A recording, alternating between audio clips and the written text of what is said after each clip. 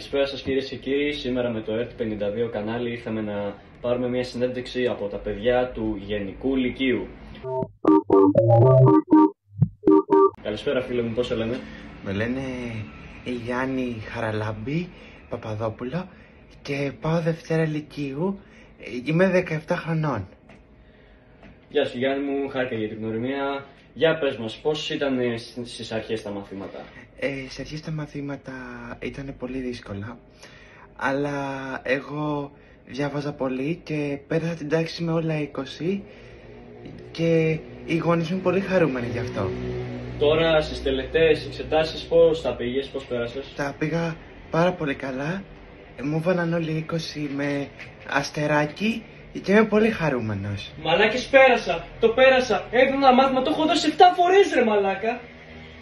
Συγχωρέστε μας γι' αυτό, ένα παλικάρι από ό,τι φαίνεται δεν τα πήγε τόσο καλά ο Γιαννούλης μας εδώ πέρα.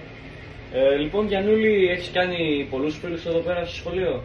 Εντάξει, δεν έχω πάρα πολλούς φίλους, είναι λίγοι αλλά καλοί. Μάλιστα, έχει τύχει καθόλου να σε κάνουν bullying? Όχι πολύ, αλλά με έχουν κάνει κάποιοι εκεί πέρα που δεν είναι τόσο καλά παιδιά. Μάλιστα. Τι μαλάκας είναι αυτός. Λοιπόν, για πες μας, το σχολείο πώς είναι? Ήτανε καλές οι τάξεις, οι δάσκαλοι όλοι? Οι δάσκαλοι ήταν πολύ καλοί, ειδικά προς τα εμένα που ήμουν ο καλύτερος μαθητής της τάξης. Οι τάξεις ήταν πολύ καθαρές, δεν έβγαινε σκουπίδια στο πάτωμα και ήταν πολύ ήσυχα γενικότερα. Εσάς σας είχαν air condition, γιατί σε πολλά σχολεία κάναν παράπονα οι μαθητές. Εμάς είχαν air condition και μάλιστα είχαμε πολύ κρύο στην τάξη. Και εγώ κρύωνα. Μάλιστα. Εντάξει Γιάννη μου, ευχαριστούμε πολύ για τη συνέντευξη και την γνωριμία. Ελπίζω να τα πας καλά του χρόνου. Αυτά. Ευχαριστώ πολύ.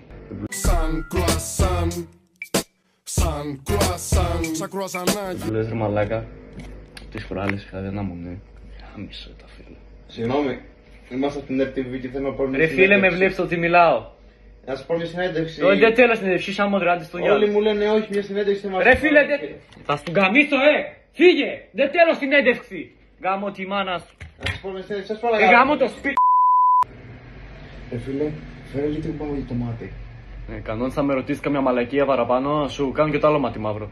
Δεν θα σας ρωτήσω εγώ καμιά μαλακία, είμαστε από την Αντένα 69. Θα μας πούμε μια συνέντευξη. Μάλιστα.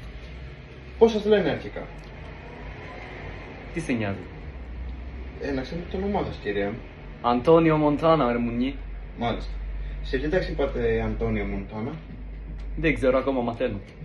Έχω φάει 50 απουσίες, δεν ξέρω ποια τάξη είμαι. Όλη την ώρα αλλάζουν τον Αντούλη. Το σχολείο γενικότερα την αρχή που το ξεκινήσατε, πώς πάει? Κοίτα ρε φίλε, δεν ξέρω, δεν έχω πάει. Με τα μαθήματα δηλαδή τίποτα? Περνάω να πω ένα γεια, ένα σίσα μότρε στην δασκάλα, να πετάξω ένα βιβλίο στο κεφάλι ενός αυτιστικού και αυτά. Αυτή είναι η μέρα μου. Και να στρίψουμε φυσικά κάτι να πιούμε. Δηλαδή, μέσα στην τάξη δεν έχει πατήσει να μας είπεις πώς είναι η τάξη μας? Το μόνο πράγμα που έχω πατήσει στην τάξη είναι το κεφάλι της δασκάλας, επειδή μου βάλε απουσία ενώ δεν ήταν κάτω μάθημά μου. Είναι γαμώ τη μάνα της δηλαδή, γιατί μου βάλε απουσία. Δηλαδή, καθηγητές τόσο κακοί είναι απέναντί σας? Ναι, ρε φίλε, είναι κακός καθηγητής. Δηλαδή, γιατί μου βάλε με ένα απουσία σε ένα μάθημα το οποίο δεν είναι καν δικό μου.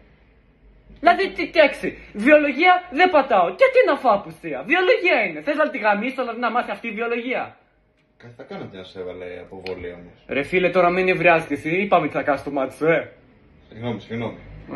Γενικότερα στις τελικές εξετάσεις πώς τα πήγατε? Δώσατε τελικές εξετάσεις? Τι εννοείς τελικές εξετάσεις? Δύναμη εξετάσεις. Ρε μαλάκα, σου είπα να με ενημερώσεις ρε μαλάκα τις εξετάσεις. Πάει κόπκα μαλάκα, καλά. Πέμπτη φορά τον ίδιο χρόνο κόβομαι. Γάμω το σπίτι μου. Καλά, ούτως ή άλλως έχω εγώ λεφτά την οικοδομή. Δεν με νοιάζει να τους πληρώσω τους μαλάκες. Ωραία, σας ευχαριστούμε πάρα πολύ για τη συνέντευξη. Θες να τσιγάρο? Πήκα που, κάνε like με σου